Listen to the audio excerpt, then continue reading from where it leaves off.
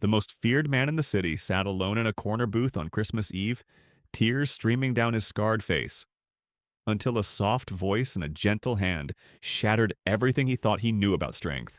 Before we dive into this emotional journey, if you love stories about unexpected love, second chances, and redemption, smash that like button, drop a comment below with your thoughts, and subscribe so you never miss a story that touches your heart. Now, let's begin. June Kang stared at the untouched plate of food before him, his fingers wrapped around a glass of whiskey that had gone warm.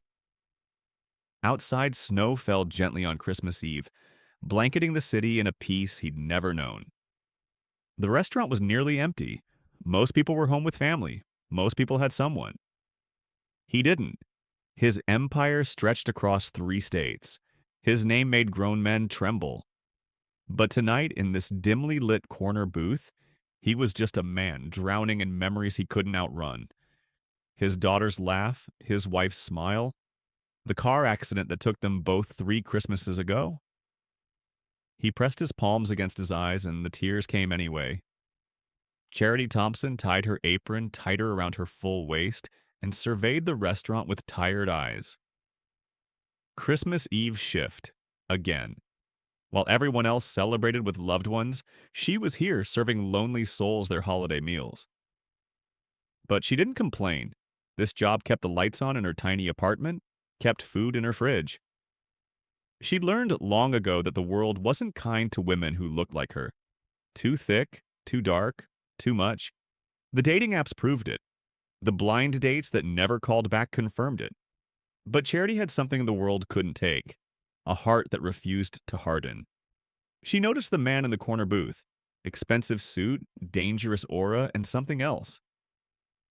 Tears.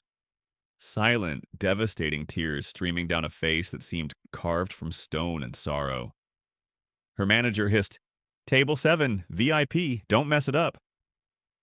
Charity grabbed a fresh napkin and walked toward the crying stranger, her heart already breaking for a man whose name she didn't even know. Have you ever felt completely alone during the holidays? Drop a comment and share your story. You're not alone. Charity approached slowly, her soft footsteps barely audible over the low Christmas music. She stopped at his table, watching the powerful man crumble before her eyes. "Sir?" Her voice was gentle, warm, like honey on a wound. June's head snapped up.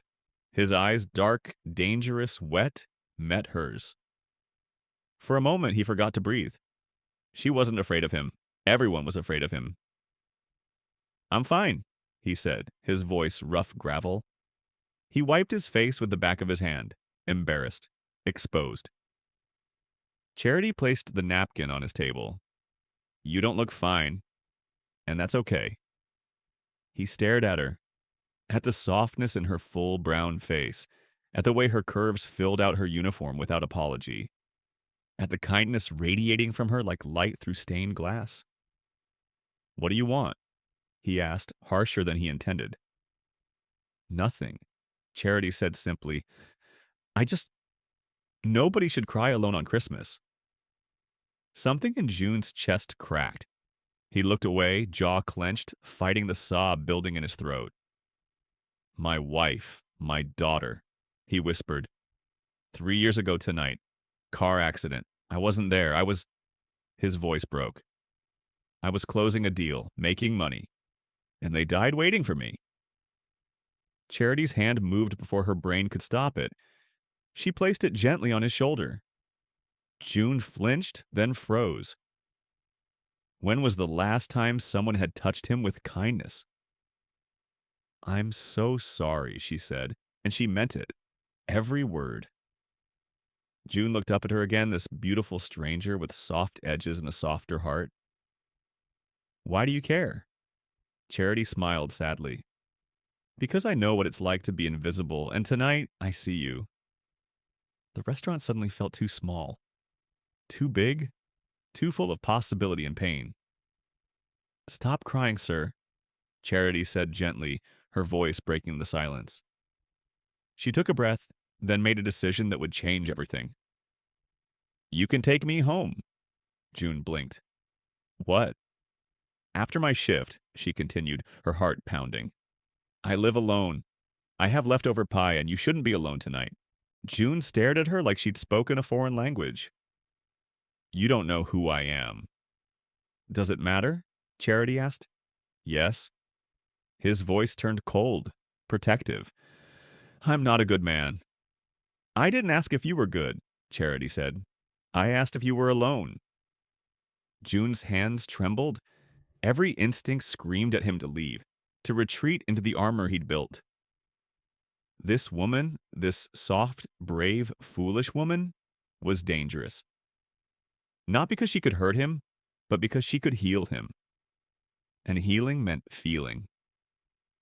And feeling meant remembering everything he'd buried. You're making a mistake, he said. Maybe, Charity replied, but it's mine to make.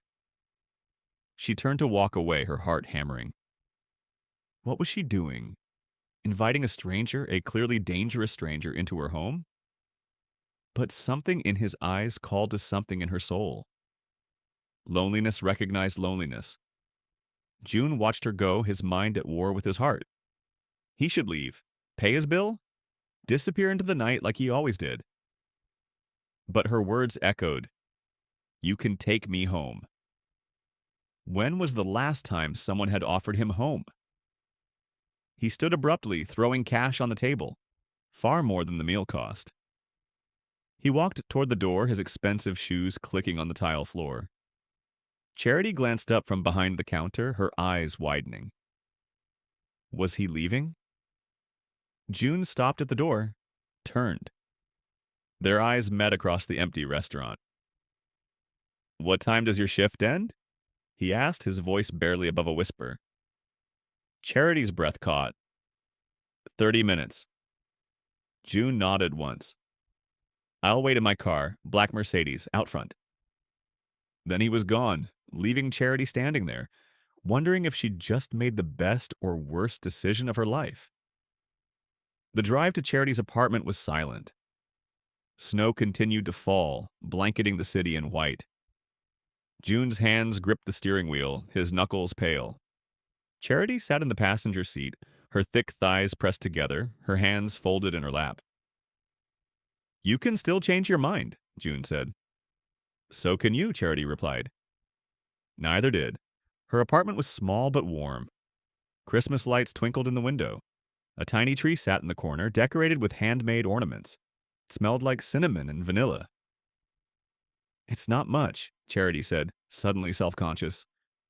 It's perfect, June said, and he meant it.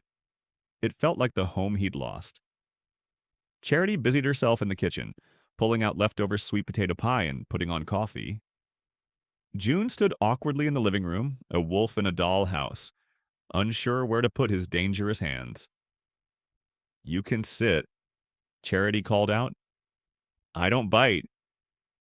June sat on her worn couch, his expensive suit out of place against the thrift store furniture. He noticed a photo on the side table, Charity with an older woman, both laughing. Your mother? He asked. Charity emerged with 2 plates. Was. Cancer took her 2 years ago. She was all I had. Their eyes met. 2 orphans, 2 souls carved hollow by loss. I'm sorry, June said. Me too, Charity replied, handing him a plate. For your wife, your daughter, for all of it. They ate in silence, but it wasn't uncomfortable. It was the silence of 2 people who understood that some pain was too big for words. Outside, church bells rang midnight. Christmas Day had arrived. Merry Christmas, Charity whispered. Merry Christmas, June replied, and for the first time in 3 years, he almost meant it. Can I ask you something? Charity said, curling her legs beneath her on the couch. You can ask, June replied. I may not answer. Why were you really crying tonight? June was silent for a long time. Then slowly he began to speak. My daughter's name was Hannah. She was 7. She loved Christmas more than anything in the world. His voice cracked.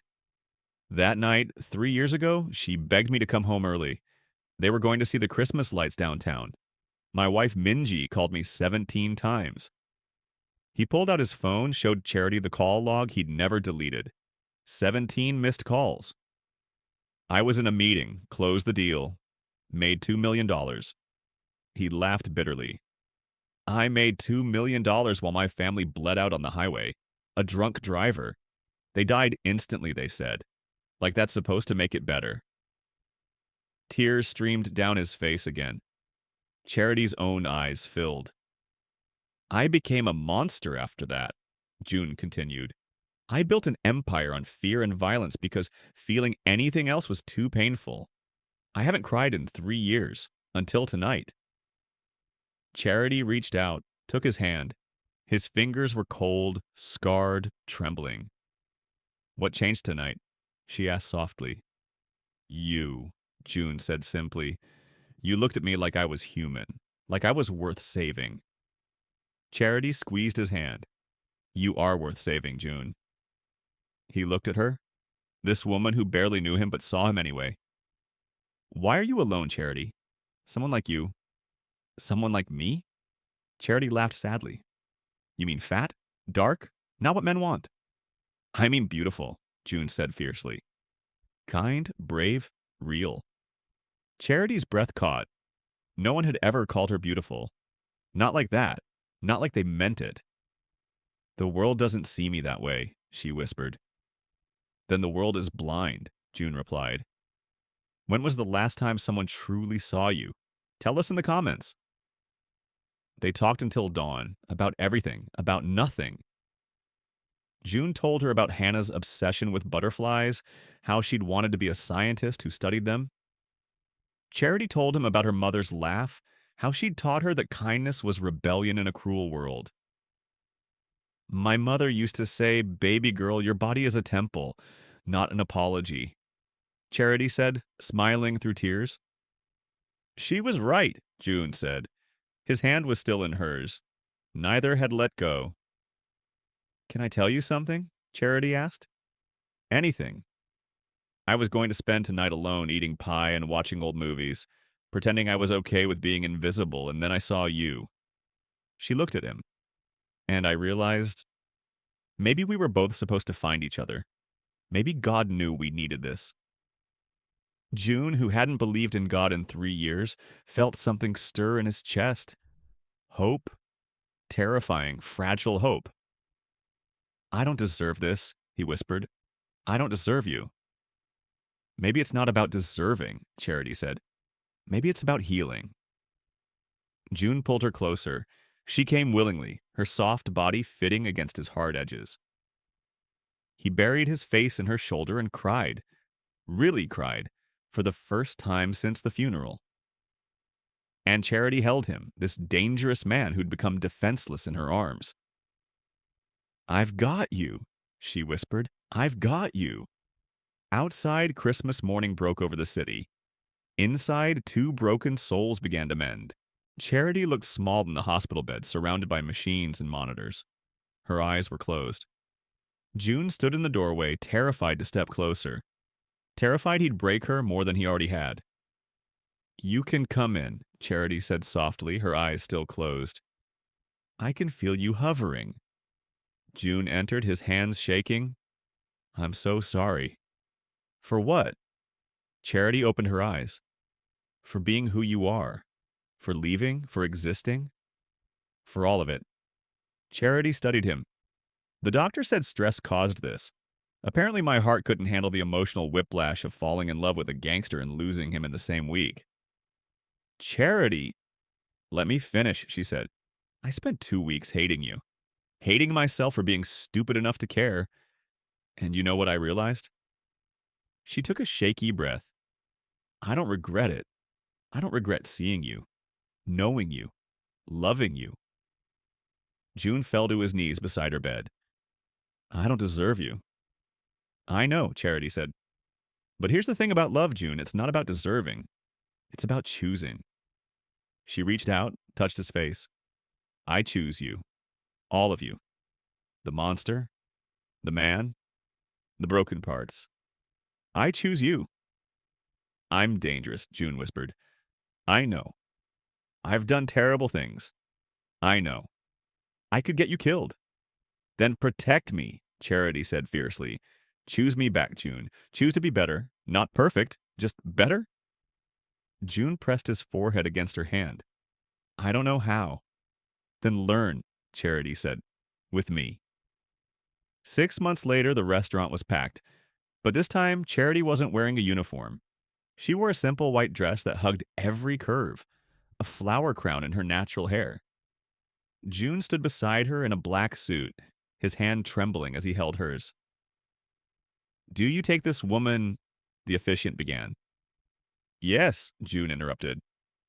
God, yes. Charity laughed through her tears. Let them finish, baby. Do you take this man? I do, Charity said firmly. I really, really do. They kissed as the small crowd, Charity's church family, a few of June's trusted men who'd become friends, erupted in applause. Later, at their tiny reception, June pulled Charity close. They swayed to soft music under Christmas lights. It was June, but Charity had insisted on the lights. You saved me, June whispered against her ear. No, Charity corrected. You saved yourself. I just reminded you that you could. June pulled back to look at her, his wife, his miracle, his Christmas gift that came 6 months late. I love you, all of you, every soft, beautiful, brave inch of you. And I love you, Charity replied. My monster, my man, my unexpected love. They kissed again, and somewhere in heaven, Hana and Minji smiled. Because sometimes love doesn't look the way we expect. Sometimes it arrives on the worst night of your life. Sometimes it wears an apron and serves pie. Sometimes it's covered in scars and tears. But when it's real, when it's chosen, it's always worth it. Have you ever experienced unexpected love? Share your story in the comments below. And don't forget to like, subscribe, and hit that notification bell for more emotional stories that touch the heart.